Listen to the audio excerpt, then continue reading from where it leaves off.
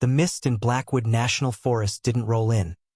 It materialized, a spectral exhalation from the damp earth that clung to the towering Douglas firs like a second skin. At 5 a.m., the world was a monochromatic study in grays and deep greens. Silence save for the rhythmic, dripping percussion of condensation falling from needle to fern. Elias Thorne stood on the wraparound porch of his cabin, a mug of black coffee warming his calloused hands, watching the morning breathe. This was the hour the forest belonged to him, or perhaps the hour he belonged to it. For 40 years, Elias had read the earth like a manuscript. As a structural geologist, he had spent his life listening to the groans of tectonic plates and the whispers of subterranean aquifers. He knew the difference between the settling of sedimentary rock and the fracture of granite. He knew that silence was rarely empty. It was usually a pause before a shift.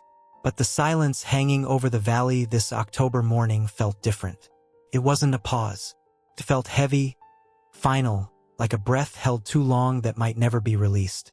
He took a sip of the bitter coffee, his eyes scanning the tree line. He had moved here 3 years ago, just after Sarah passed, seeking a solitude that didn't feel lonely. The cabin, nestled in the shadow of the Cascades, was supposed to be their retirement dream. Now it was his sanctuary, a place where the modern world, with its noise and its ceaseless hunger, felt a lifetime away. He set the mug down on the railing, the ceramic clinking softly against the damp wood, and laced up his hiking boots. Today was Tuesday, the day he checked the water gauges along Crystal Creek. It was a routine born of habit and a lingering scientific curiosity, a way to keep his mind sharp even as his body began to feel the friction of 70 years. The hike down to the creek usually took 20 minutes, a winding descent through a cathedral of ancient growth. Elias moved with a deceptive agility, his walking stick finding purchase in the loam with practiced ease. He breathed in deeply, expecting the sharp, pine-infused air that usually cleared the fog from his mind. Instead, he frowned. There was an undercurrent in the air today, a faint, discordant note in the olfactory symphony of the woods. It was sweet, cloyingly so, with a metallic edge that coated the back of his throat. Tasted like old pennies and rot. He stopped, tilting his head. The birds were quiet, not just the morning lull, but a total unnerving absence of song. No jays squawking warnings, no rustle of squirrels in the underbrush. The stillness pressed against his eardrums. He gripped his walking stick tighter, the hair on his arms rising beneath his flannel shirt. His instincts, honed by decades of working in unstable environments, flared red. Something was wrong. Elias pushed through a dense thicket of sword ferns, the fronds wetting his trousers, and emerged onto the deer trail that paralleled the creek. The smell was stronger here, a physical weight in the humid air. He walked faster, his heart rate climbing not from exertion, but from a creeping dread he couldn't yet name. 100 yards down the trail, near a bend where the creek usually widened into a placid pool, he saw it. At first glance, it looked like a mound of discarded clothes, a patch of unnatural tan against the vibrant moss. Elias slowed his approach, his breath hitching. It was a buck, a young mule deer with antlers just beginning to fork. It lay on its side near the water's edge, legs stiff, eyes wide and glassy, staring up at the canopy it would never see again. Elias knelt beside the animal, the damp earth soaking into the knees of his jeans. He had seen death in the woods before: cougar kills, starvation in winter, old age. This was none of those. The animal was emaciated, its ribs pushing against the hide like the rungs of a ladder, yet its belly was distended, bloated tight. But it was the mouth that made Elias recoil. Crusted around the deer's muzzle and dripping onto the moss was a frothy, neon-green foam. It looked alien, chemically vibrant against the muted tones of the forest floor. He reached out, hesitant, and touched the deer's flank. The fur came away in a clump in his hand, revealing skin that looked burned, raw and weeping. "God help you," Elias whispered, his voice cracking in the silence. He wiped his hand on the grass, a cold knot tightening in his stomach. He looked from the deer to the water. Crystal Creek lived up to its name, Usually, you could count the pebbles on the riverbed from 10 feet away. Today, the water moved sluggishly, carrying a faint, oily iridescence on the surface. It looked viscous, heavier than water should be. Elias moved to the bank, his geologist's eye dissecting the scene. The rocks along the waterline were stained a dark, bruised purple. The algae, typically a vibrant green, had turned a sickly gray slime that coated the stones like mucus. He squinted, looking downstream. Caught in the eddy behind a large boulder, white shapes bobbed in the current. He scrambled over the slippery rocks, nearly losing his footing, driven by a desperate need to deny what he was seeing. But the closer he got, the undeniable reality solidified. Fish, dozens of them, rainbow trout, steelheads, sculpins. They floated belly up, their silver scales dulled, their eyes clouded with the same milky film as the deer. Their gills were flared wide, burned a dark, necrotic black, as if they had suffocated in the very medium that was supposed to give them life. Elias stood up, his breathing ragged. This wasn't nature. Nature was cruel, yes, but it was efficient. It recycled. This was sterility. This was a massacre. He turned his gaze upstream, following the winding path of the creek toward the north ridge. The fog was lifting slightly, burning off under the rising sun, and for the first time, he could see the silhouette that dominated the horizon. 3 miles away, cut into the side of the mountain like an open wound, stood the Apex Industries facility. When they had broken ground 2 years ago, the town council had thrown a parade. Green energy, they called it, the future of battery recycling. They promised zero emissions, a closed-loop water system, and jobs for a town that was slowly dying. Elias had been skeptical. He knew that industrial chemistry was never as clean as the brochures promised, but he had kept his head down. He was retired. It wasn't his fight. He stared at the smokestacks now, rising like gray tombstones against the blue sky. A thin distortion of heat shimmered above the facility, betraying the immense energy being consumed within. They were hiding something. They were bleeding something into the veins of this mountain, something that burned from the inside out. Elias reached into his vest pocket and pulled out a small, waterproof field notebook and a pen. His hands were shaking, not from age, but from a cold, simmering rage that was beginning to boil over. He forced himself to be clinical. Observation: Otocoileus hemianus, mule deer, deceased. Signs of acute toxicity: epidermal necrosis, unnatural discharge, green foam. He sketched the scene rapidly, noting the location of the bodies, the color of the water, the strange lack of insects on the carrion. Even the flies knew to stay away. He pulled a sterile sample vial from his kit, a habit from his working days he had never shaken, and approached the water. He hesitated before dipping it in. He felt as though touching the water might taint him, might spread this invisible cancer to his own skin. He filled the vial, capping it tight. The water inside wasn't clear.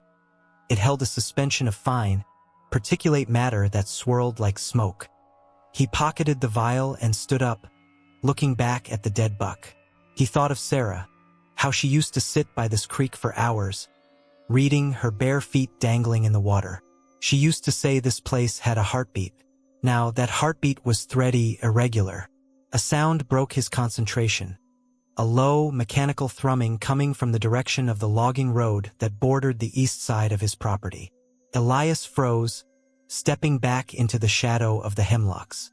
A black SUV, mud-spattered and aggressive, was crawling slowly along the fire trail a quarter-mile above him. It wasn't a ranger vehicle. It had tinted windows and no markings. It stopped at the vantage point overlooking the creek. Elias held his breath, pressing himself flat against the trunk of a cedar. The window of the SUV rolled down. A man in dark sunglasses leaned out, scanning the ravine with a pair of binoculars. He wasn't looking at the birds. He was looking at the water.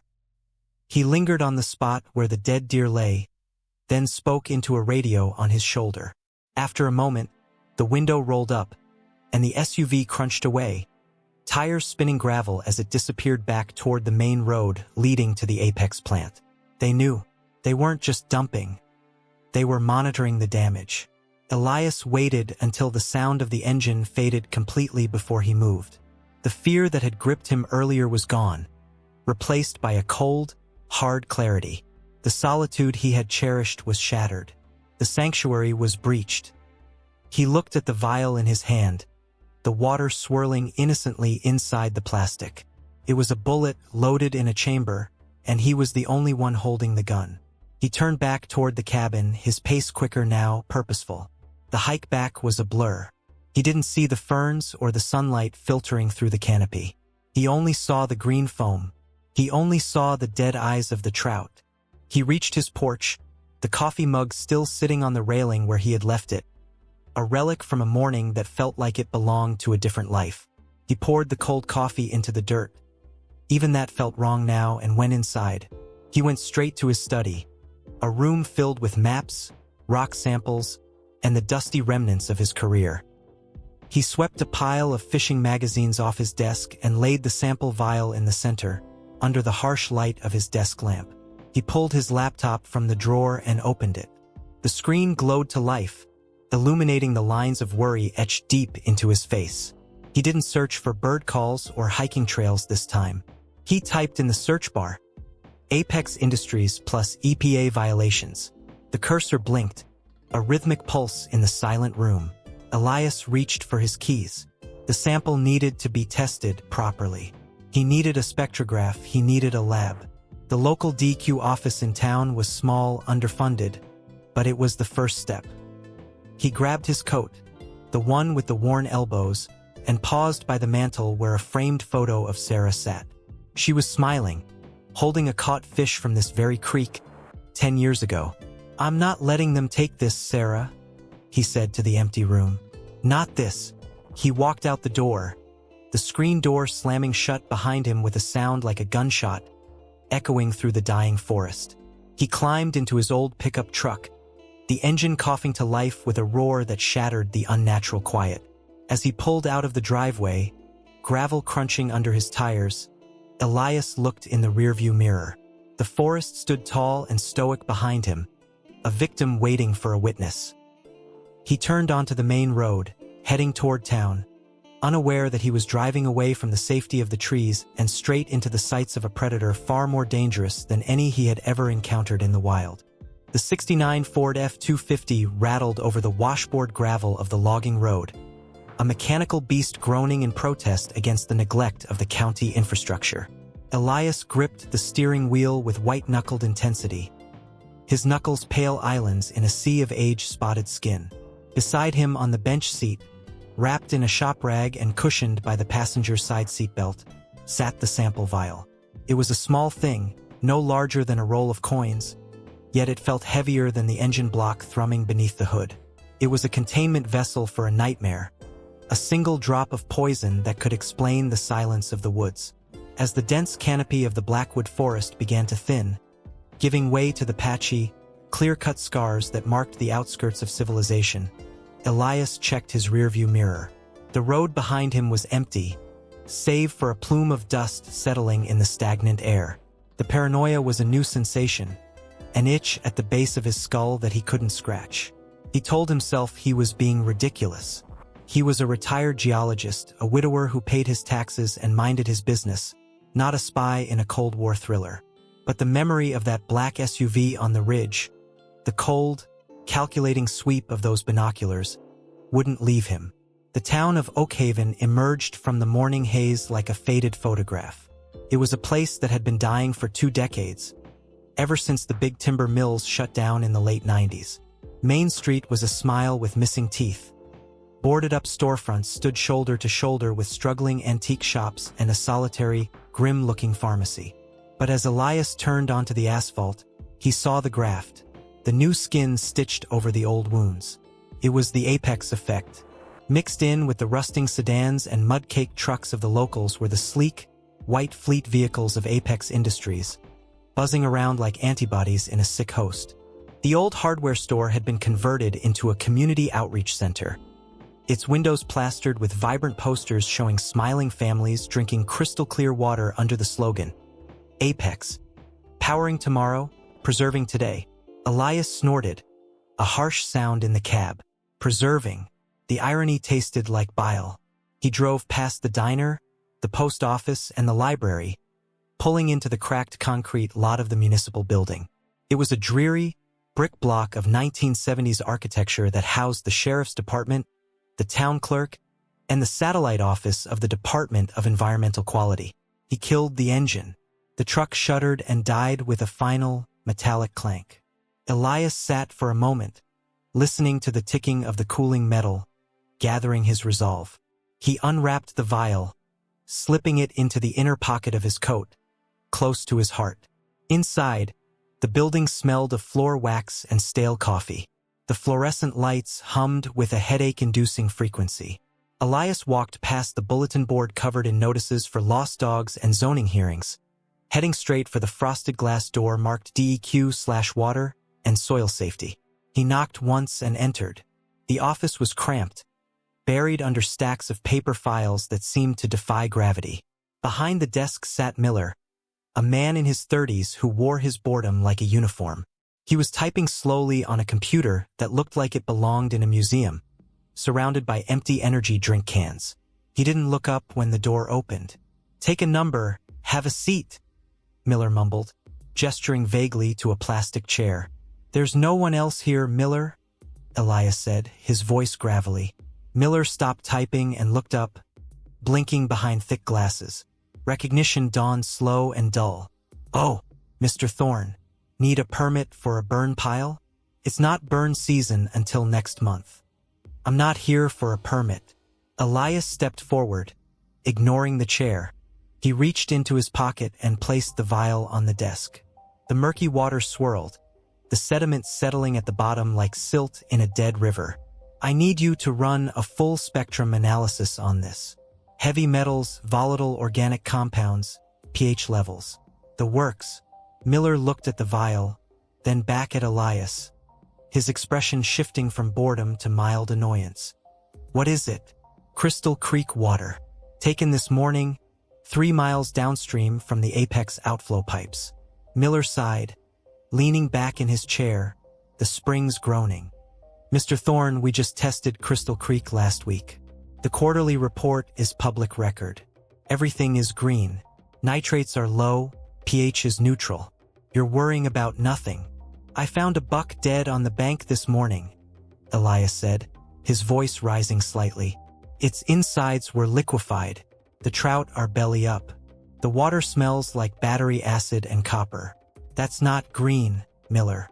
That's a chemical spill." Miller picked up the vial, holding it up to the light. He swirled it lazily. "Look, animals die. Could be a parasite. Could be algae bloom. We've had a warm autumn." "Algae doesn't burn the skin off a deer," Elias snapped. He leaned over the desk, planting his hands on the papers. "I know geology and I know hydrology. You have a contaminate plume moving through the groundwater. If that hits the aquifer that feeds the town wells." Okay, Miller interrupted, raising a hand. He set the vial back down, harder than necessary. "I get it. You're concerned. But I can't just run a full spectrum because you have a hunch. These tests cost money. The state budget is tight." "I'll pay for it myself," Elias said. Miller shifted uncomfortably. He glanced at the door, then lowered his voice. "Look, Elias. Can I call you Elias? You're a smart guy. You know who pays for the new equipment in this office? You know who sponsored the repaving of the parking lot outside?" Elias went still. "Apex. They're good neighbors," Miller said, reciting the line as if he'd been trained. "They have their own internal monitoring. State of the art. If there was a leak, their sensors would trip and they'd shut down automatically. Their safety protocols are thicker than the Bible. Sensors can be calibrated to ignore certain thresholds," Elias said coldly. "And protocols are just paper. This," he pointed a trembling finger at the vial, "is reality." Miller pushed the vial back toward Elias. "I can't take it. Chain of custody issues. If you didn't follow the official collection protocol, sterile gloves, sealed timestamp, witness present, it's inadmissible anyway." It's just dirty water in a pill bottle. You won't take it because it's inadmissible or because you're afraid of what you'll find." Miller's face hardened. "I have work to do, Mr. Thorne. Take your sample. Go home. If you see another dead deer, call animal control. That's their department." Elias stared at the man for a long moment. He saw the fear behind the bureaucratic indifference. Miller wasn't just lazy, he was terrified. He was a small man in a small town that had suddenly been swallowed by a whale, and he was just trying not to get digested. Elias snatched the vial off the desk. "You're burying your head in the sand, Miller. But the sand is poisoned." He turned and stormed out, the door rattling in its frame. The hallway felt tighter now, the air thinner. Elias walked blindly, his mind racing. The DQ was a dead end. He should have known. Regulatory capture. It was the oldest trick in the industrial playbook. If you can't break the rules, buy the referee. He needed someone who couldn't be bought. Or at least someone whose job was to look at dead bodies and ask why. He turned left instead of exiting the building, heading toward the sheriff's department. The transition was immediate. The floor changed from linoleum to terrazzo, the walls lined with photos of past sheriffs. At the end of the hall was the reception desk, manned by a dispatcher Elias didn't recognize. A young woman with a headset, juggling 3 lines at once. Elias waited, tapping his fingers against his thigh. He needed to see Sheriff Brody. Jim Brody. They had fished together a decade ago. Brody was a local boy, a high school football star who came back to wear the badge. He was a straight shooter, or he used to be. "Can I help you?" the dispatcher asked, finally looking up. "I need to speak to Sheriff Brody. It's urgent." "The sheriff is in a meeting. Is this an emergency? Do you need to file a report?" "I want to report a crime," Elias said. "Ecological vandalism. Maybe reckless endangerment." The dispatcher blinked, her pen hovering over a form. "Ecological. Okay. And who is the suspect?" "Apex Industries." The pen stopped. The air in the room seemed to freeze. The dispatcher looked around, lowering her voice. "Sir, if this is a complaint about noise or traffic." "It's about poison," Elias hissed. "Just tell Brody that Elias Thorne is here. Tell him I found something at the creek." "He's occupied," she said, her eyes darting to the heavy oak door of the sheriff's private office. "I'll wait." Elias moved to a wooden bench against the wall and sat. He watched that oak door. He watched the way the deputies moved around the station. They looked tired, their uniforms worn, but their equipment was new. New tactical belts, new radios, sleek new monitors on the desks. Apex grants, Elias realized. The company was literally outfitting the police force. 10 minutes passed, then 20. The clock on the wall ticked with agonizing slowness. Finally, the oak door handle turned. Elias stood up, ready to make his case. But it wasn't Brody who walked out first.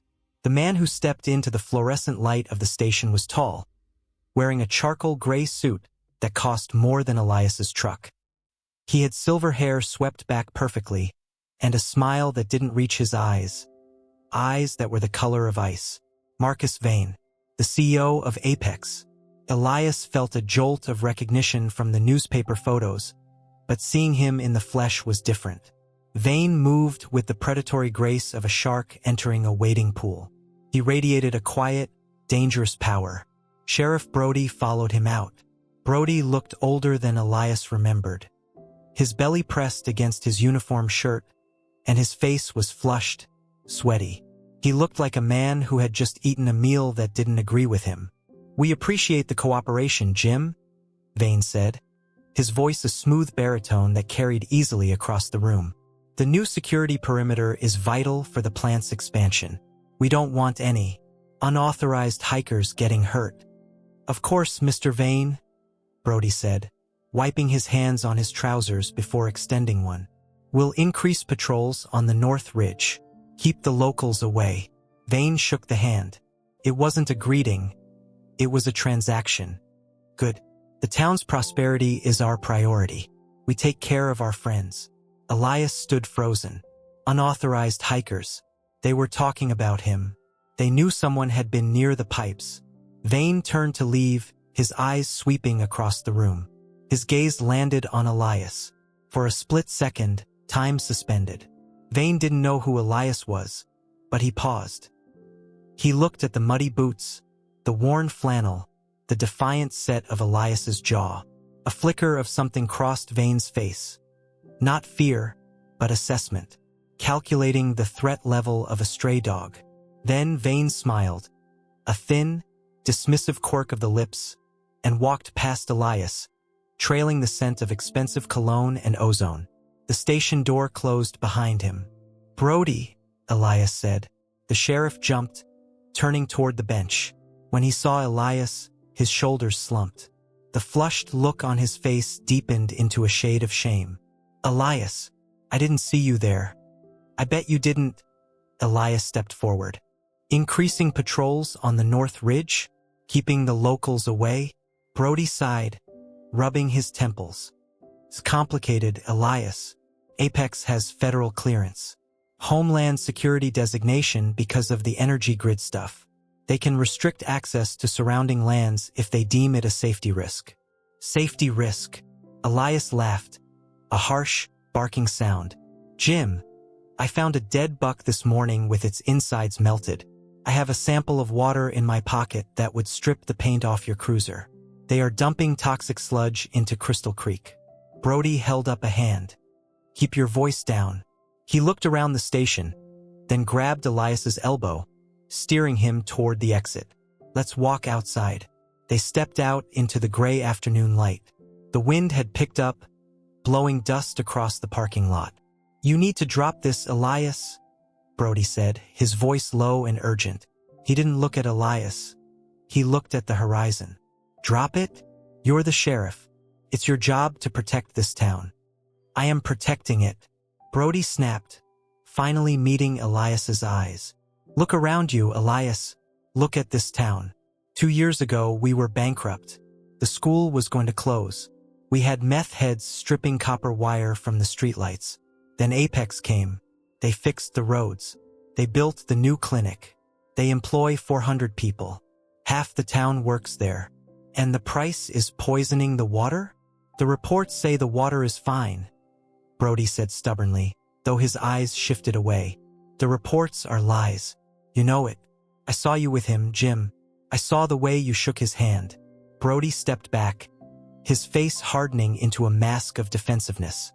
"I'm doing what I have to do to keep this town alive. You're a retired rock kicker living up in the woods with your ghosts. You don't understand the politics. I understand that when the aquifer turns sour, all that Apex money won't buy you a clean glass of water," Elias said.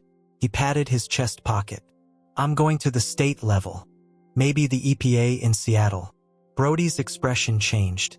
It wasn't anger anymore. It was pity, and underneath the pity, a warning. "Elias, listen to me closely. Marcus Vane isn't just a businessman.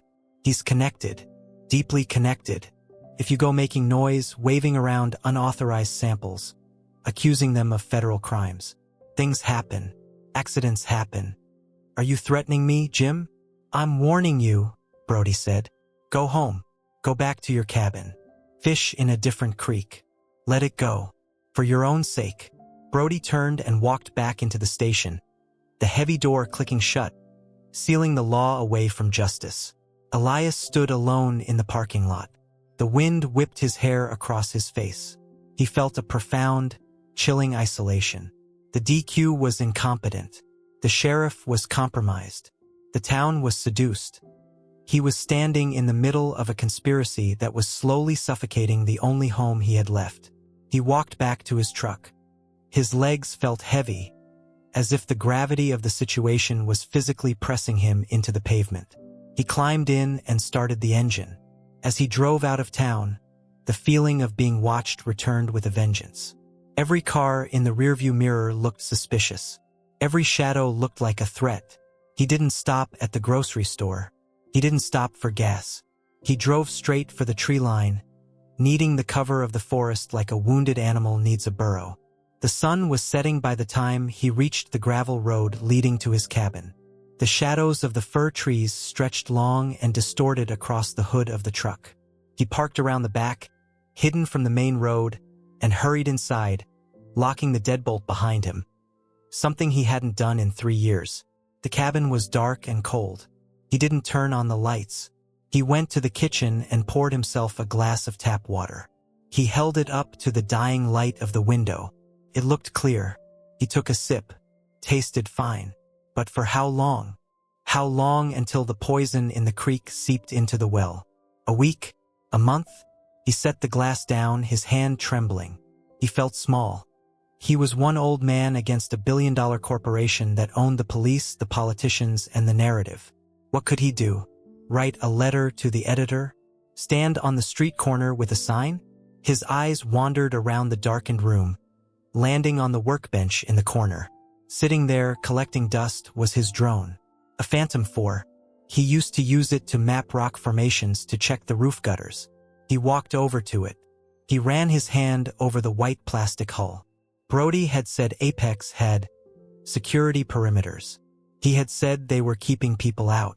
He said the reports were clean. Paper tells lies, Elias thought. People tell lies. But images don't lie. If he couldn't get the law to look at the ground, he would make the world look from the sky. He needed to see what they were doing at night. He needed to see the source. He picked up the drone. It felt light in his hands, but the idea forming in his mind had weight. It was dangerous. It was illegal. It was likely suicidal. But as he looked out the window at the darkening forest, imagining the toxic sludge pumping silently into the earth while the town slept, Elias knew he had no choice. The stone wall of bureaucracy had stopped him, but walls don't stop birds. He reached for his toolbox and the soldering iron. He wasn't a geologist anymore. Tonight, he was an engineer of war. The cabin became a tomb of silence, broken only by the hiss of a soldering iron and the rhythmic drumming of rain against the cedar shake roof. For 3 days, Elias Thorne had barely slept. The world outside his windows had ceased to exist, reduced to the pool of harsh white light cast by his articulated desk lamp. In the center of that light lay the Phantom 4, stripped of its sleek, consumer-friendly plastic shell, looking like the skeletal remains of a prehistoric bird. Elias sat hunched over the workbench, a jeweler's loupe pressed to his right eye, his hand trembling slightly not from age, but from the caffeine coursing through his veins. He was performing open-heart surgery on a machine. The drone, in its factory state, was a toy, a tool for real estate agents and wedding photographers. It was noisy, its range was limited by software geofencing, and its battery life was pathetic. Against the military-grade countermeasures he suspected Apex Industries employed, it was a paper airplane flying into a hurricane. He needed a ghost. He reached for the spool of copper wire, feeding a strand thinner than a human hair onto the circuit board. He was bypassing the GPS governor, the fail-safe that prevented the drone from flying into restricted airspace. It was a delicate operation. One slip of the iron and he would fry the flight controller, leaving him with $1,000 paperweight. A bead of sweat rolled down his nose, stinging his eye, but he didn't blink. He held his breath, touched the iron to the solder, and watched the silver liquid flow and set. Perfect joint.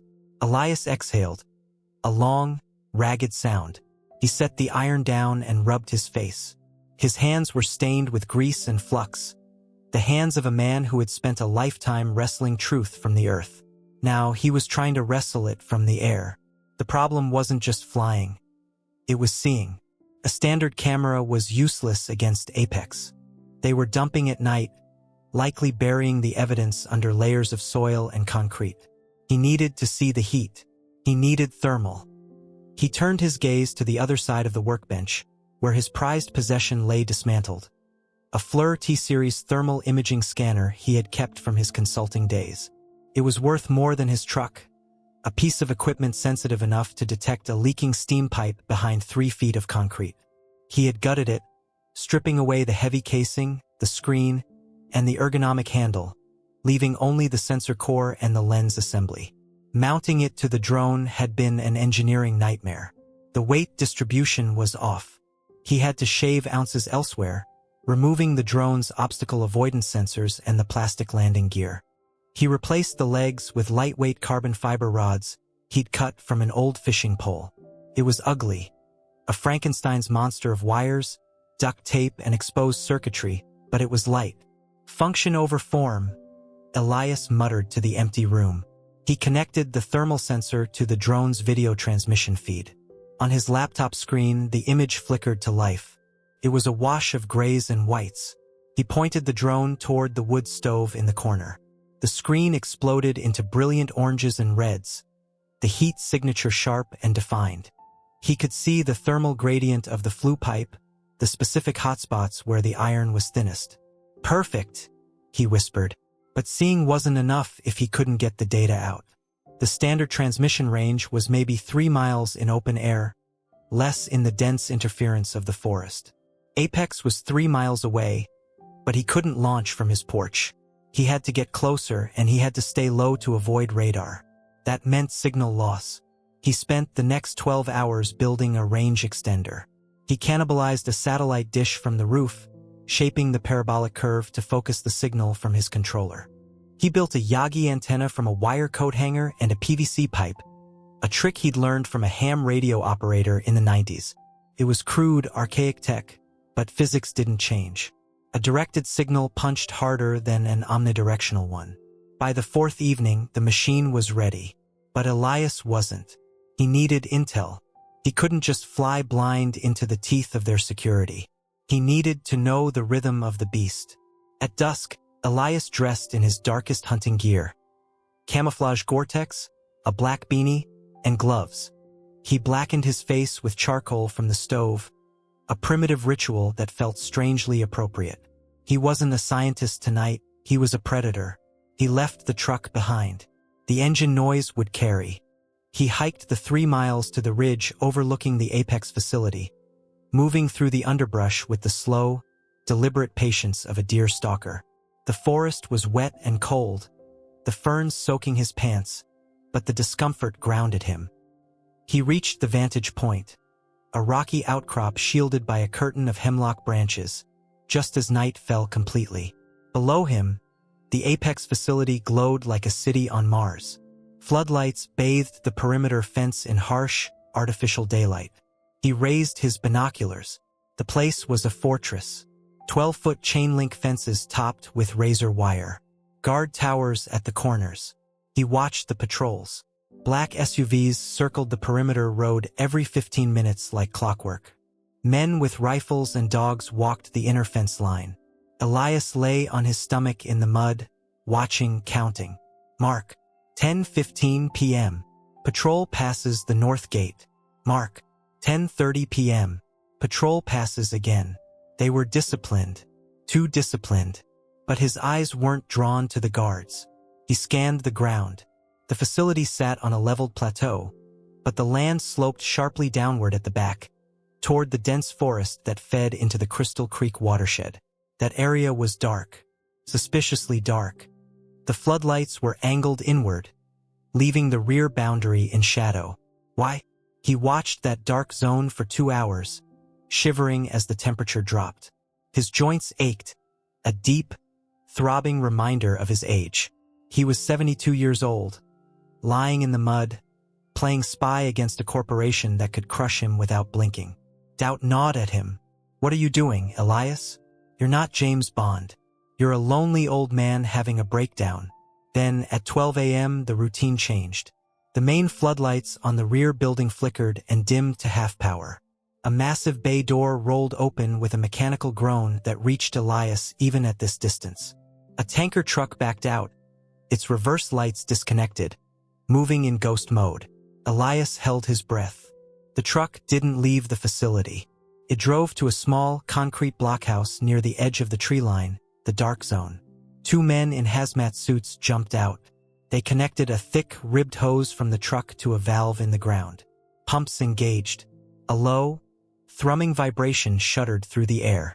"There it is," Elias breathed, his breath misting on the binoculars. The injection point. They weren't just dumping into the creek. They were injecting it directly into the groundwater table, bypassing the surface runoff sensors. It was insidious. It was brilliant. And it was invisible to the naked eye. He watched them for an hour. At 1 a.m., the pump stopped. The hose was disconnected. The truck drove back inside. The lights came back up to full brightness. The cycle was complete. Elias scrambled backward, crab-walking until he was below the ridgeline, then turned and hiked back. His heart was hammering a frantic rhythm. He had the target. He had the time window, midnight to 1 a.m. The shift change lull where they dimmed the lights to hide the transfer. But he had seen something else through the binoculars. On the roof of the main building, spinning silently, was a radar array. And on the corners of the fence, looking outward, were black boxes that looked disturbingly like RF jammers. If he flew a drone near that fence, they would detect the signal.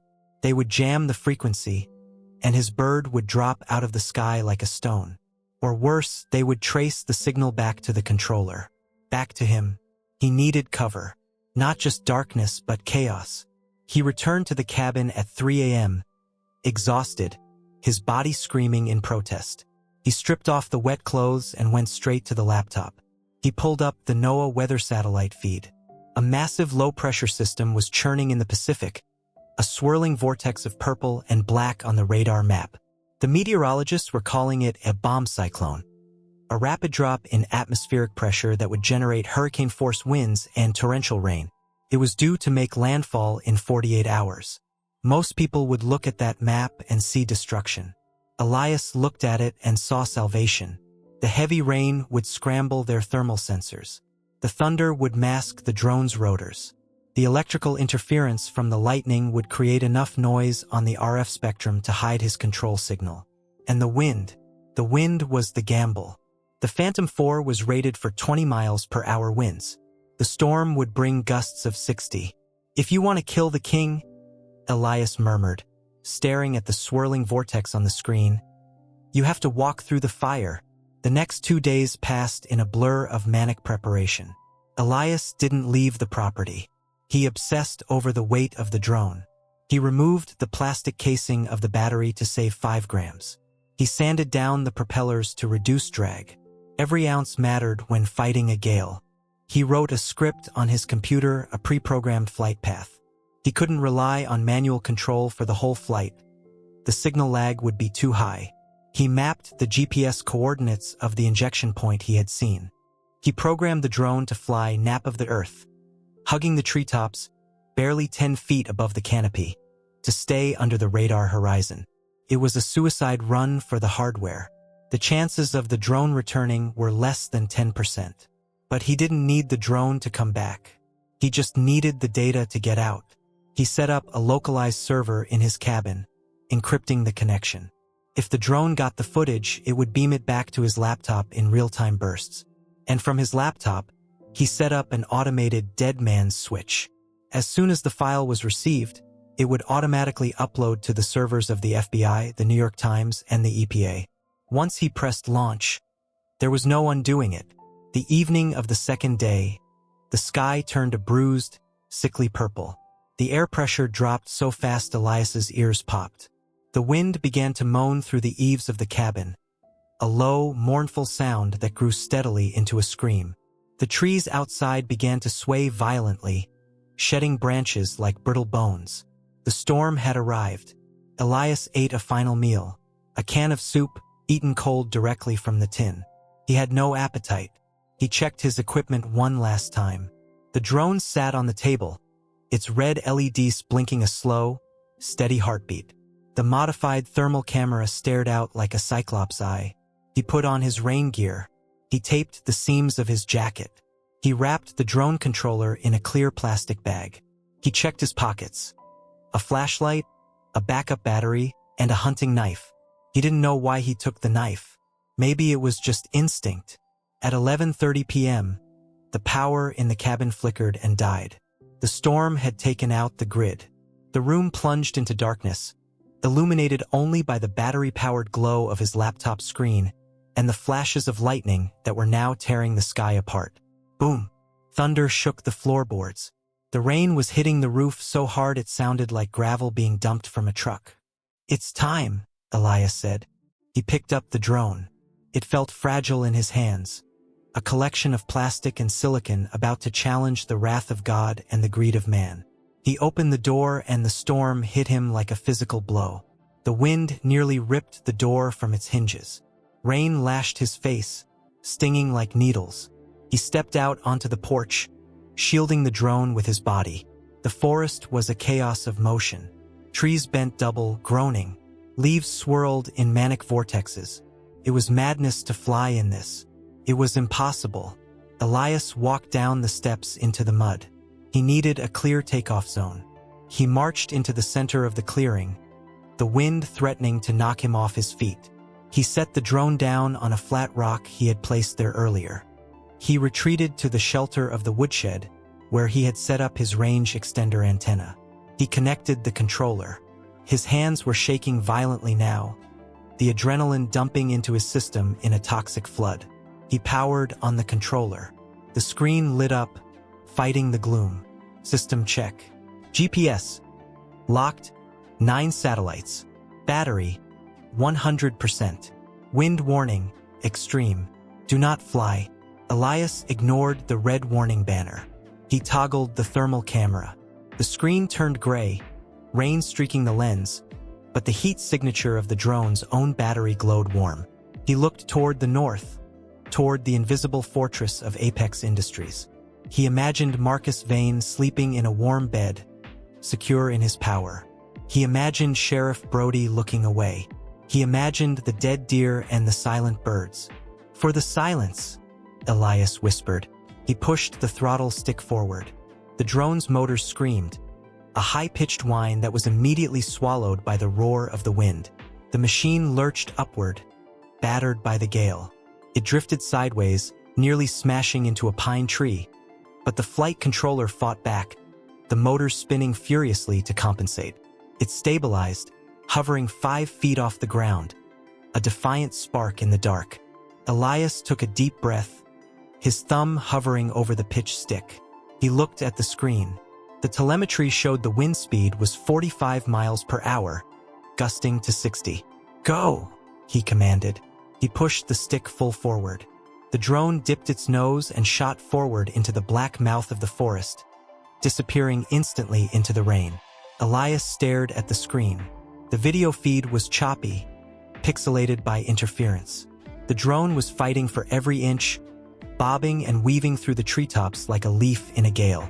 The thermal camera showed the world as a surreal landscape of cold blue trees and rain, devoid of life.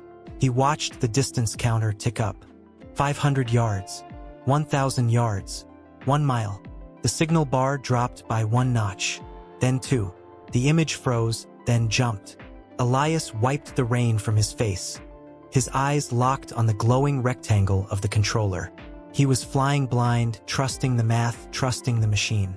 He was the eye in the sky, and he was hunting for the poison in the veins of the earth. Suddenly, the screen flashed white as lightning struck a nearby ridge. The static cleared, and there, on the thermal display, cutting through the cold blue of the storm-soaked earth, was a straight, glowing line of angry orange. The pipe, it was hot, it was active, and it was leading him straight to the heart of the beast. The world was reduced to a glowing rectangle of pixels held between freezing hands. On the screen, the thermal feed was a chaotic abstraction of the storm, streaks of cold blue rain slashing across the display like static interference on an old television, punctuated by the ghostly, swaying silhouettes of the Douglas firs. Elias Thorne huddled deeper into his parka, his back pressed against the rough-hewn logs of the woodshed, but he felt none of the cold.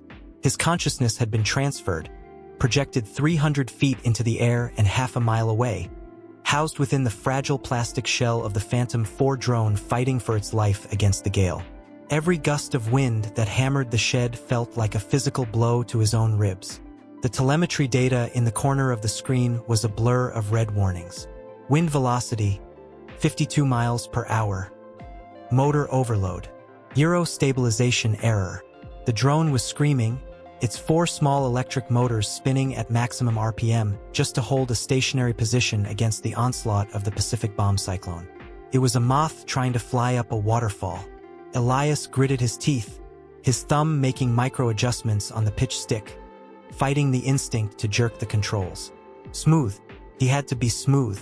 If he fought the wind too hard, the battery would drain in minutes. If he let the wind take it, the drone would be smashed against the trunk of a cedar tree. "Come on, old girl," he whispered, the words lost in the deafening roar of the rain pounding the tin roof above him. "Hold the line." He pushed the throttle forward, urging the machine deeper into the tempest. On the thermal display, the landscape was an alien terrain.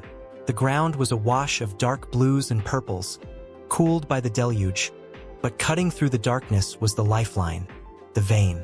The buried pipeline he had spotted earlier was glowing with an insidious, radioactive orange intensity. It was pumping hot waste, the friction of the sludge against the steel generating enough heat to shine through 3 feet of saturated soil. It was a roadmap to hell, and he was following it to the source. The signal flickered. The screen went gray for a heart-stopping second, then snapped back, the image grainy and distorted. The storm's electrical activity was chewing up the 2.4 gigahertz frequency. Elias adjusted the makeshift parabolic antenna, aiming it desperately toward the North Ridge. He was pushing the limits of the range extender. The drone was now a mile out, skimming the treetops, invisible to the naked eye but blindingly loud to the electronic spectrum if anyone was listening. But Elias was betting on the thunder. The sky was tearing itself apart above him, great jagged forks of lightning illuminating the forest in strobe light flashes of stark white. He guided the drone over a rise, the vein, leading him toward the perimeter of the apex facility. The wind shear here was vicious. The drone dropped 20 feet in a split second, caught in a downdraft. The camera view spun wildly, showing a dizzying swirl of wet branches rushing up to meet the lens. Elias slammed the throttle up, his heart hammering against his sternum. The motors shrieked. He could almost hear them over the storm, and the machine clawed its way back up, stabilizing just feet above the canopy. He was close now. The thermal signature of the pipe grew wider, hotter, and then the forest ended. The screen revealed the rear perimeter of the Apex Industries plant. Through the thermal lens, it looked like a fortress of heat. The chain-link fences were cold lines, but the buildings beyond were glowing with leaked thermal energy. And there, in the center of the frame, was the smoking gun. The shift change was underway.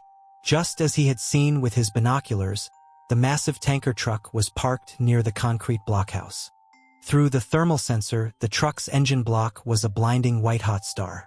The tires were warm donuts on the cold asphalt. But it was the hose that drew Elias's eye. It was a thick, pulsating artery of bright orange, connecting the tanker to the ground valve. He could see the fluid dynamics inside the hose, churning hot blobs of chemical waste rushing from the truck into the earth. "Got you," Elias breathed. He toggled the recording switch. A small red dot appeared in the top right corner of the screen. Rec 001. He needed to get closer. The wide shot showed the operation, but it didn't show the faces, the logos, the undeniable proof of negligence. He needed the resolution to identify the specific valve assembly, to prove this wasn't just a water discharge. He nudged the stick forward, bringing the drone down from the safety of the windstream, dropping it into the bowl of the clearing. The wind was calmer here, shielded by the buildings, but the danger was exponentially higher. He was now inside the perimeter. He maneuvered the drone to hover 30 feet above the tanker. He zoomed in. The thermal image shifted, clarifying. He could see the figures of the men in hazmat suits. In thermal, they looked like ghosts. Their insulated suits blocked their body heat, making them appear as dark, man-shaped voids against the warm background of the truck. One of them was holding a clipboard. Another was adjusting the valve. Elias snapped a series of still photos, his finger trembling on the shutter button. Click, click, click. Then he saw it. On the roof of the adjacent warehouse, a piece of equipment began to rotate. It wasn't a radar dish. It was a turret. In the thermal view, it was cold metal, but suddenly the barrel flared white. It wasn't a gun. It was a spotlight. The screen on Elias's controller washed out completely, blinded by a blast of high-intensity lux. The drone's camera sensor was overwhelmed. Elias cursed, frantically toggling the exposure settings, trying to regain vision. When the image stabilized, switching back to the standard optical camera, he saw the beam of light cutting through the rain, locking onto his drone. They had seen him. "Abort!" Elias shouted, slamming the stick back. "Come home." The drone banked hard, trying to climb out of the spotlight's glare. But the element of surprise was gone. The calm, industrial precision of the dumping operation shattered. On the small screen, Elias saw the ghosts scramble. The man with the clipboard pointed at the sky. The driver jumped into the cab of the truck. And then the screen glitched violently. Horizontal lines of static tore through the feed. "Warning. Signal jamming detected. Compass error. Return to your home failure." They weren't just watching. They were attacking. Apex had engaged an electronic countermeasure system, an RF jammer designed to flood the control frequencies with white noise. The drone was deaf, couldn't hear Elias's commands. It began to drift, caught in the confused swirl of wind and electronic chaos. Elias fought the controls, sweating despite the freezing temperature. "Switch to ATTI mode," he commanded himself, forcing his fingers to flip the flight mode switch, disabling the GPS reliance. Fly manual. Fly manual." He regained a shred of control. The drone stopped drifting and responded to his inputs, but the video feed was dying. The image was freezing for 2 seconds at a time, turning into a digital mosaic of gray and black. He couldn't see where he was going. He was trying to fly a memory, steering the bird back toward the tree line based on the last known image. Crack. The sound came from the speakers of his laptop, which was monitoring the audio feed from the drone. It was a sharp, percussive pop, distinct from the thunder. A gunshot. The image on the controller spun violently. The horizon tilted 90 degrees. The sky became the ground. Motor 3 failure. Critical damage. "No!" Elias yelled, standing up, knocking his chair over. He pushed the throttle to the max, trying to compensate for the lost propeller. The drone was spinning like a top now, careening wildly through the air. The camera caught glimpses of the wet asphalt, the blinding spotlight, the tops of the trees. It was going down, but it wasn't falling inside the fence. The wind, the same bomb cyclone wind Elias had fought for the last hour, caught the crippled spinning machine. It acted like a sail. A massive gust, clocking perhaps 60 miles per hour, slammed into the drone and hurled it backward, over the perimeter fence, back into the darkness of the forest. Elias watched the altitude meter plummet. 100 feet, 50 feet, 20 feet. The screen went black. Signal lost. Silence returned to the woodshed, save for the relentless drumming of the rain. The glowing rectangle was dead. Elias stood there, chest heaving, staring at the blank screen. The connection was severed. The drone was down. He looked at the laptop.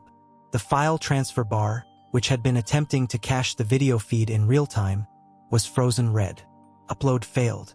Packet loss 98%. He checked the file size. For megabytes. Corrupted, pixelated mess.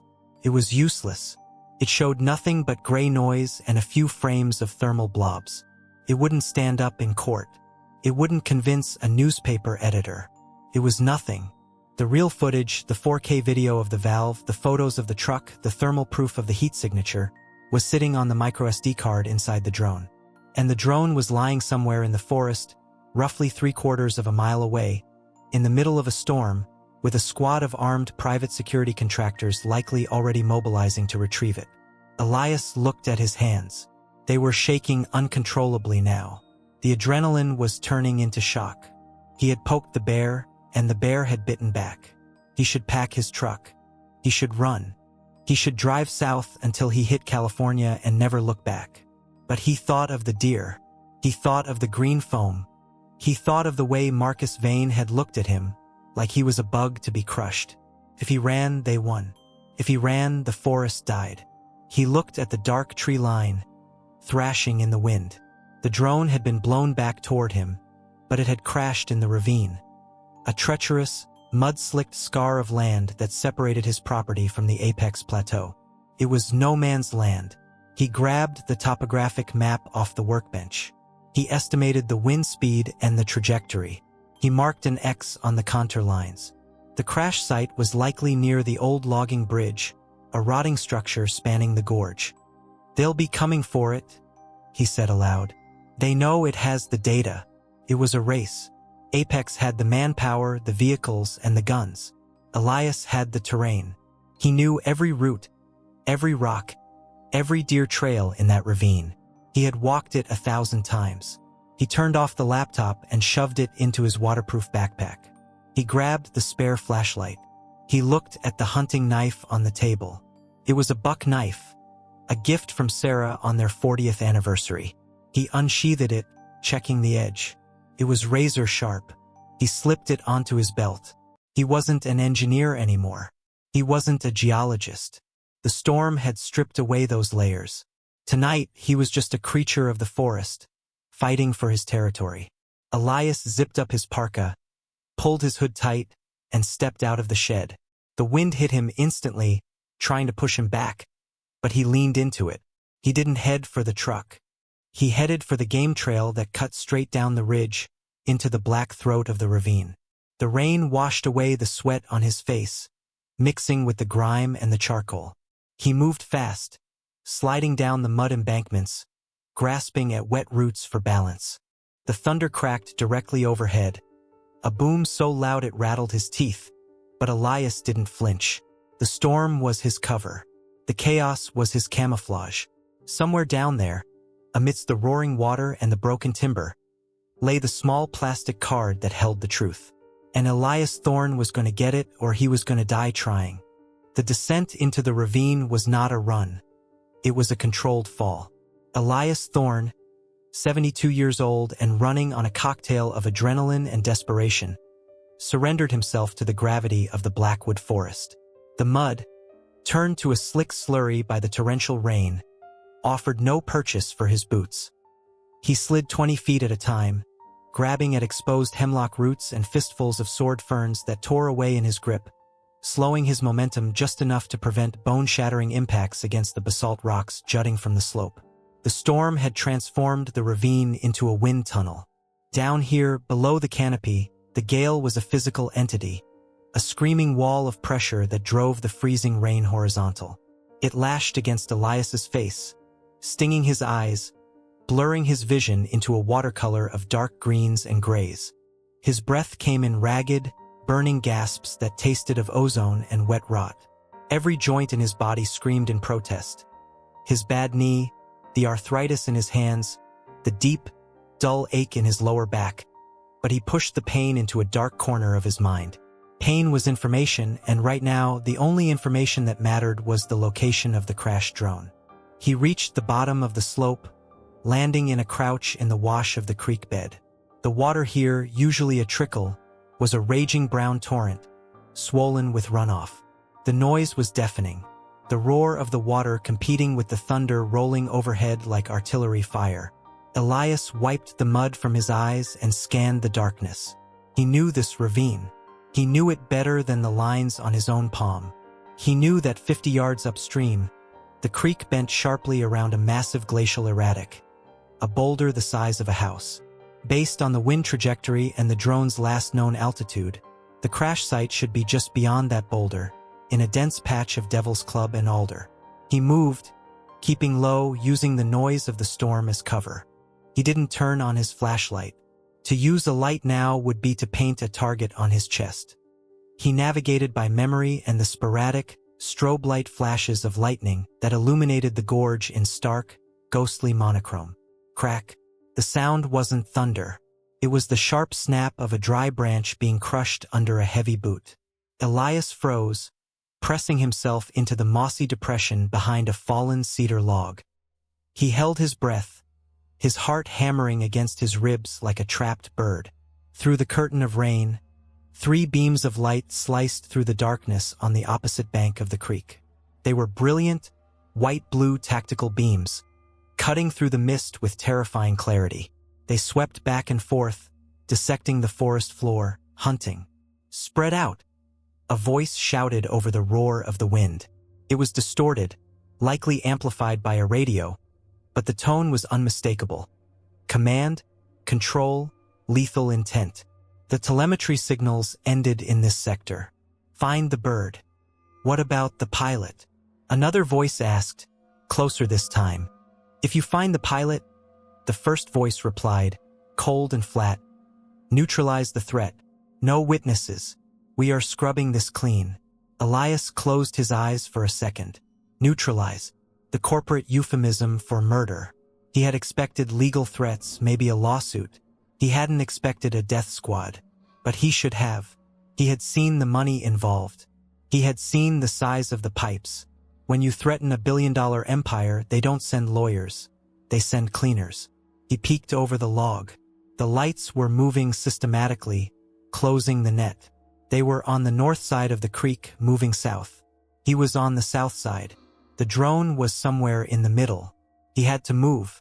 If he stayed still, they would sweep right over him.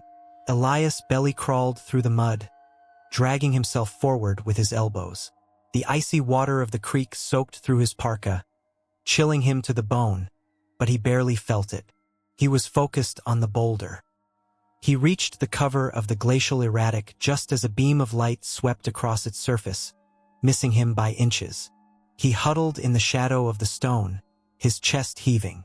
He looked into the tangle of brush ahead. There, 50 feet away, tangled in the thorns of a blackberry bush, a small red LED blinked weakly. Blink. Pause. Blink. It was the status light on the Phantom's battery. It was dying, but it was still alive. The problem was the distance.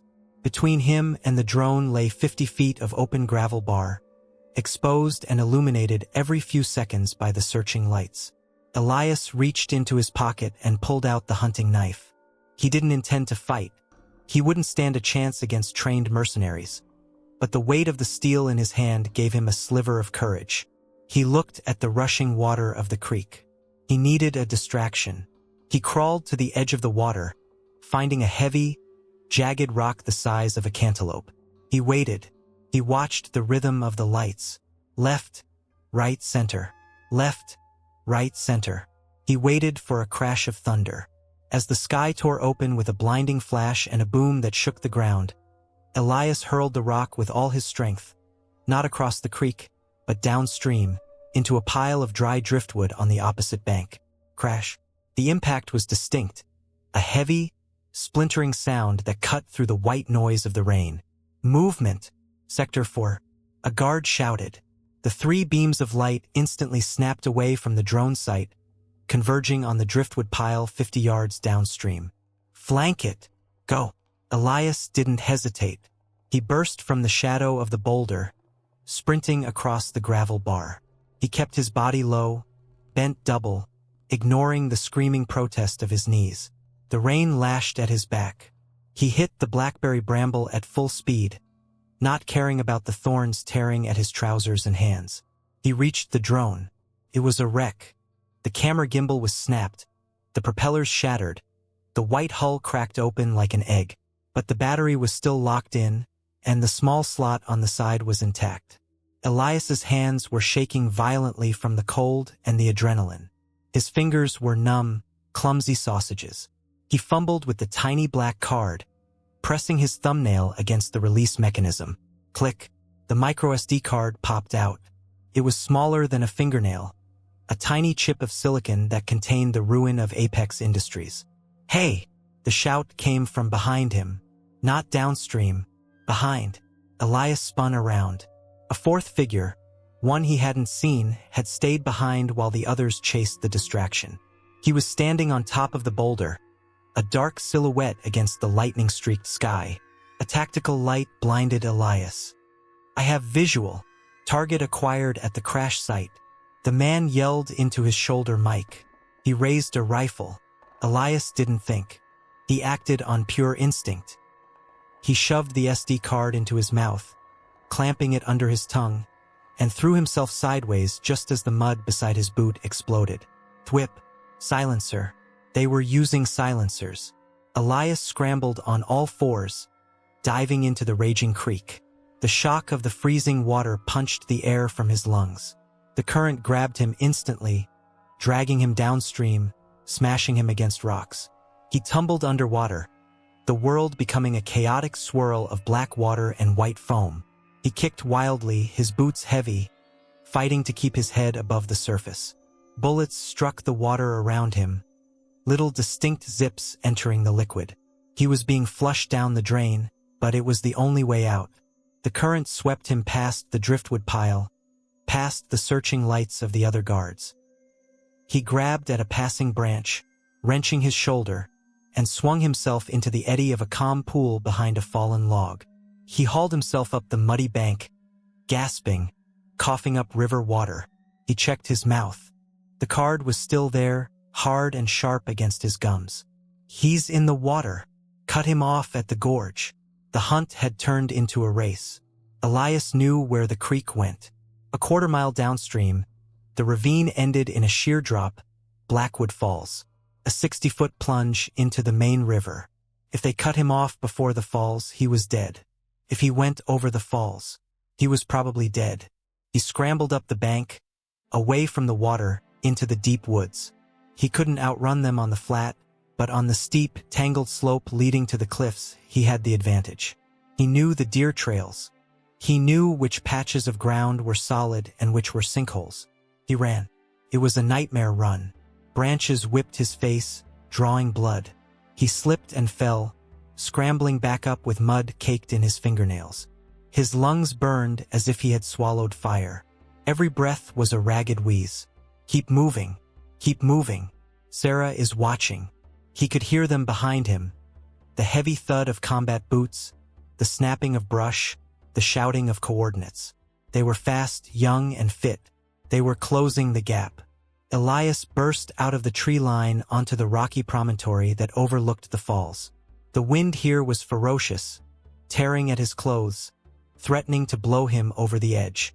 Below, the waterfall roared into the abyss, a white curtain of death in the moonlight. He had nowhere left to go. He spun around, back to the void. The tree line was 30 yards away. The lights emerged from the darkness. 1, 2, 4 of them. They fanned out, forming a semicircle, blocking his escape.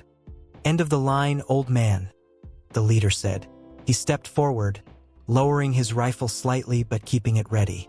He was tall, wearing black tactical gear and a balaclava. You put up a hell of a fight. I'll give you that. Elias stood tall, wiping the blood from his cheek. He spit the SD card into his hand. You want this? The leader held out a gloved hand. Hand it over and maybe you walk away with just a few broken bones. Make us take it and you go over the edge. Elias looked at the card. He looked at the guards. He knew they were lying. He had seen their faces. He had seen the silencers. He was never walking away from this. You think this is it? Elias shouted over the wind, his voice hoarse but defiant. You think destroying this card saves you? The earth remembers. You can't kill the mountain. Don't be a martyr, Elias, the leader said, stepping closer. It's just business. Give me the chip. Elias smiled. It was a grim, bloody smile. You're right. It is business. He reached into his parka with his free hand. The guards flinched, raising their weapons. But Elias didn't pull out a gun. He pulled out the satellite phone. It was a rugged, heavy-duty iridium unit, wrapped in waterproof rubber. He had pre-configured it days ago for this exact moment.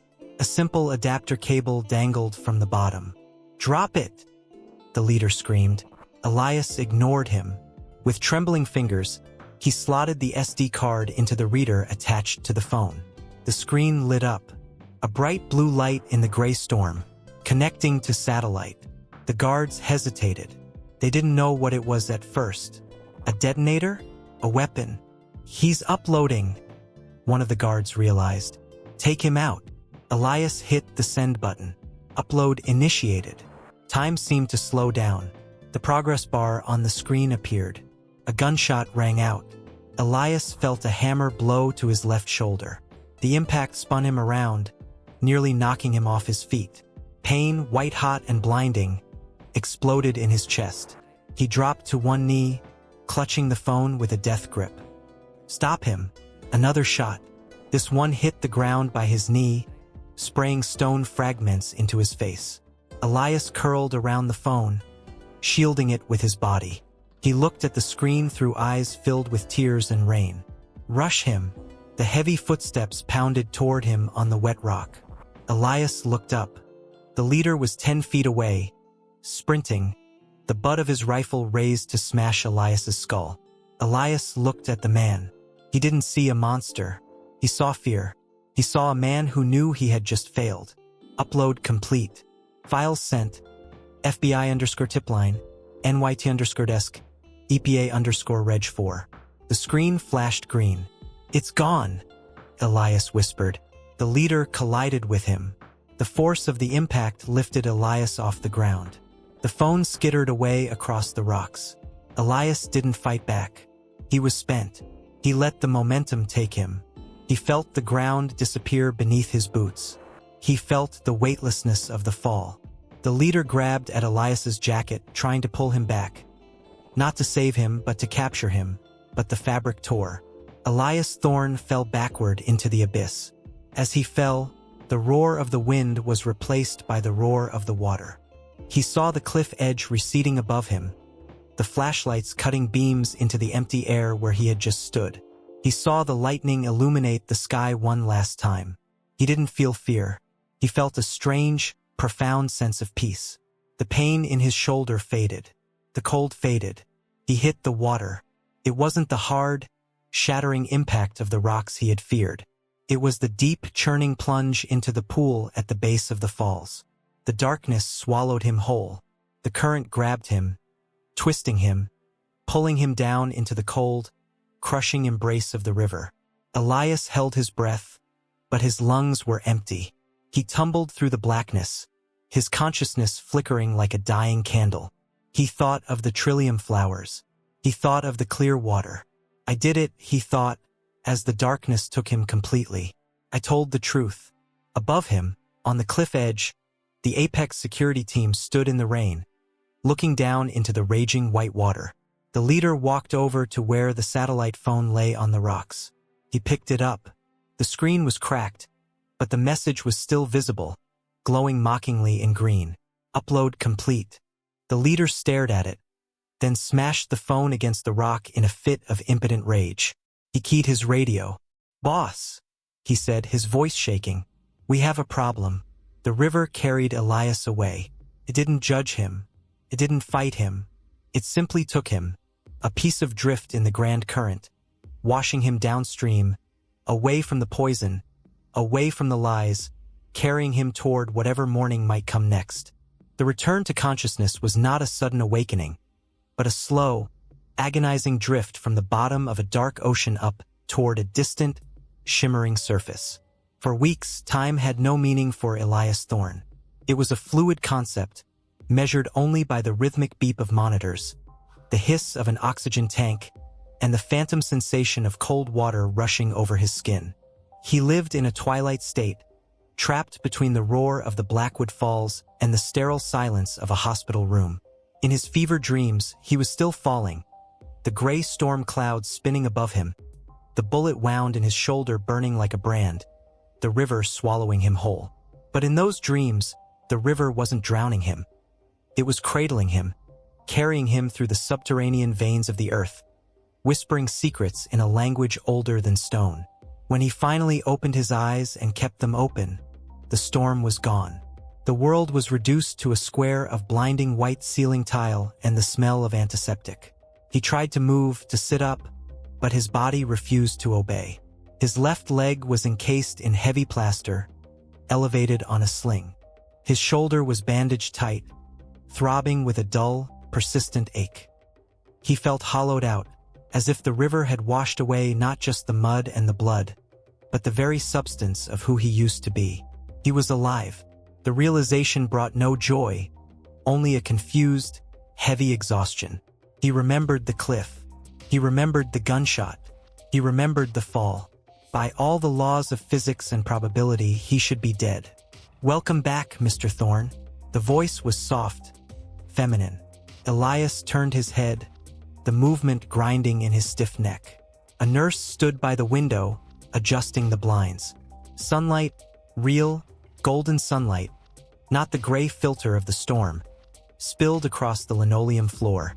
She smiled at him, a genuine, warm expression that felt out of place in his memory of violence and betrayal. "Ow," Elias croaked. His voice was a rusted hinge, unused and brittle. "How long? You've been in and out of a coma for 3 weeks, she said, coming to check his foredrip. "And awake for a week before that, though you weren't making much sense. You kept talking about the fish, about the green foam." Elias closed his eyes. "Did they get it?" "Get what?" "The phone. The data." The nurse paused. She looked at him with a strange expression, a mixture of awe and pity. She reached for the remote control on the bedside table. "I think you need to see this. It's been the only thing on TV for a month." She turned on the wall-mounted television. The screen flickered to life, tuning into a national news network. The cheering at the bottom of the screen read, "Apex fallout. Federal indictments reach double digits." Elias watched, mesmerized, as the footage rolled. It wasn't the shaky, grainy footage from his drone, though that was shown in clips. It was high-definition helicopter footage of the Apex Industries plant. But the plant was silent. The smokestacks were cold. The parking lot, once filled with the white fleet vehicles, was swarming with black vans and agents in blue windbreakers emblazoned with FBI and EPA. The news anchor's voice was crisp and authoritative. "In a stunning development today, Marcus Vane, the CEO of Apex Industries, surrendered to federal authorities in Seattle. Vane faces 40 counts of environmental terrorism, reckless endangerment, and conspiracy to defraud the United States government. The charges stem from the Blackwood leak, a massive dump of internal documents and video evidence that exposed a secret underground injection system used to dispose of toxic battery byproducts." The screen cut to a clip of Vane being led out of a courthouse. The silver-haired shark Elias had met in the police station looked different now. He wasn't wearing his Italian suit. He was in handcuffs, shielding his face from the flashbulbs. He looked smaller, mortal. The evidence, the anchor continued, was allegedly uploaded via satellite by a local whistleblower moments before an altercation with Apex Private Security. While the identity of the whistleblower has been protected during the investigation, sources say the data provided undisputed proof of groundwater contamination affecting the entire Oak Haven water table. Elias let out a breath he felt he had been holding for a lifetime. The knot of tension in his chest, a knot that had been tightening since he found that dead deer, finally unraveled. "It worked," he whispered. Tears pricked his eyes, hot, unexpected tears. "It actually worked." The nurse turned the volume down but left the images playing. "You have no idea, Elias. The morning after the storm, the FBI swarmed this town. They found the pipes. They found the chemical tanks. Sheriff Brody resigned the next day. He's cooperating with the feds now, trying to cut a deal." "And me?" Elias asked, looking at his broken body. "How am I here?" "A fisherman found you," she said softly. "Old Tom, down at the delta, 5 miles downstream. He was checking his nets after the flood. He saw you caught in a tangle of driftwood on a sandbar. He said you were blue, barely breathing. He thought you were a log until he saw the jacket." She adjusted his blanket. "You had hypothermia, a shattered femur, 2 broken ribs, and a gunshot wound through the deltoid. Tom got you into his boat and raced you here. The doctors said if you had been in the water 10 minutes longer." She let the sentence hang. Elias looked out the window. The river. It hadn't tried to kill him. It had carried him. It had hidden him in its dark, cold embrace, shielding him from the security team, and delivered him to the one person who would look for life in the debris. The earth had taken care of its own. The recovery was a slow, grueling season. Winter turned into spring while Elias learned to live within the confines of his new reality. The doctors told him he would walk again, but he would always need a cane. The knee was reconstructed with titanium, a bitter irony for a man who hated metal in the earth, and his shoulder would never regain its full range of motion. He was a landscape scarred by erosion, reshaped by a catastrophic event. But as his body healed, the town of Oak Haven underwent its own painful rehabilitation. The Apex plant was shut down, pending a massive Superfund cleanup operation.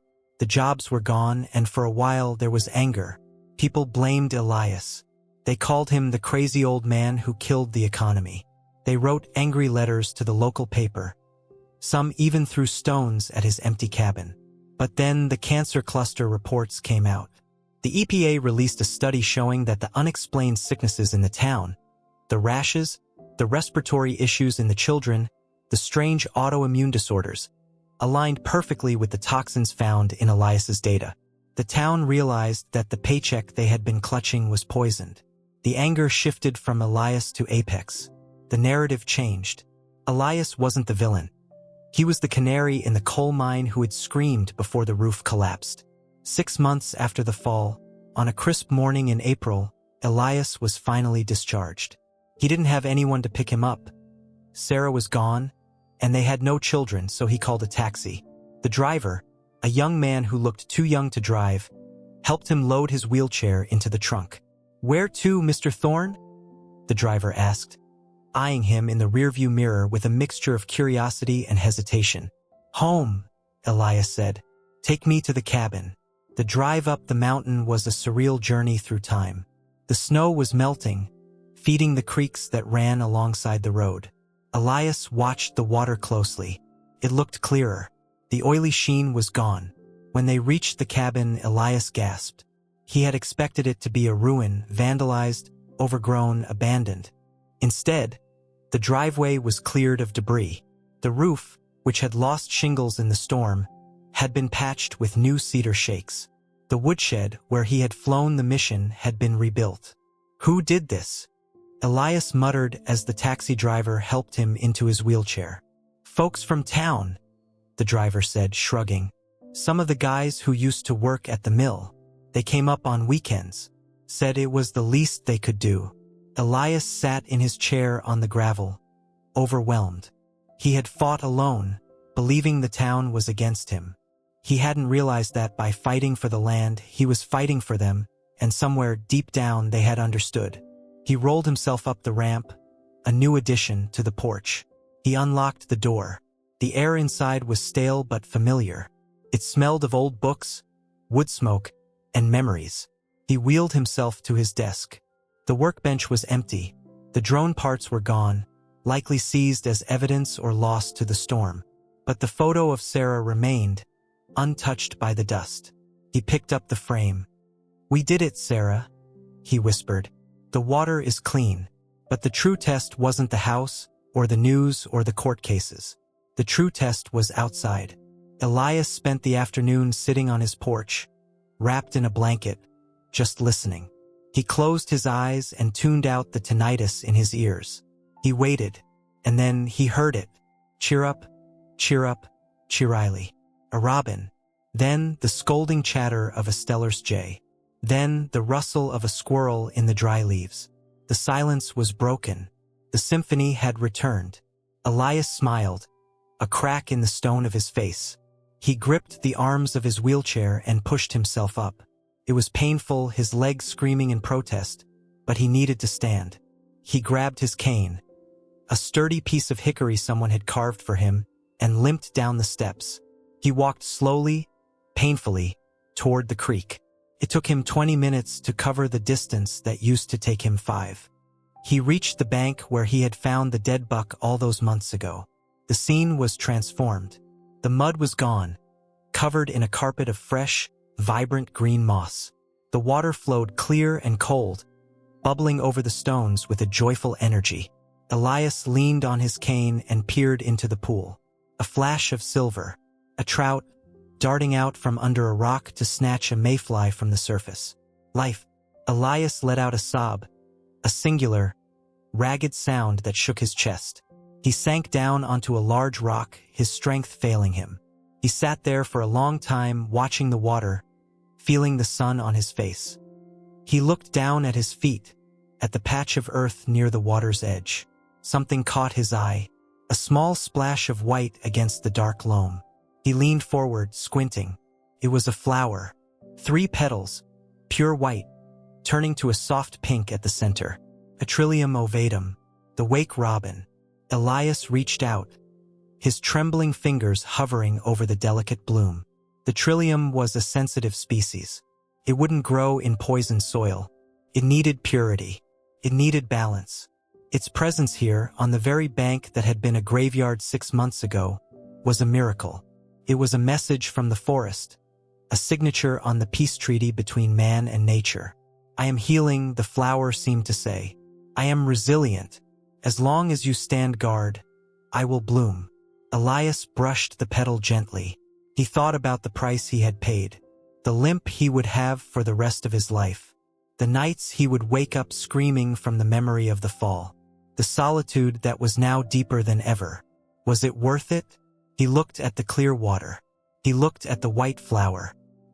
He listened to the wind singing through the fir trees, carrying clean, sweet air down to the town below. Yes, Elias said aloud to the empty woods. Yes. He sat there until the sun began to dip behind the western ridge, painting the sky in hues of violet and gold. He wasn't the same man who had lived here a year ago. That man was a retired geologist, a widower hiding from the world. The man sitting by the creek now was something else. He was a guardian. He was a part of this ecosystem, as vital as the cedar roots and the river stones. He wasn't whole, but he was enough. Elias planted his cane in the soft earth and hoisted himself up. He turned back toward the cabin, the warm light of the setting sun illuminating his path. He didn't look back at the factory in the distance. It was just a skeleton now, a fading scar. He looked forward, to the spring, to the summer, to the years he had left to watch over this green, breathing world. As he walked away, a breeze picked up, rustling the white petals of the trillium. It stood tall in the fading light, a small, fragile, unconquerable flag of life, waving in the aftermath of the storm.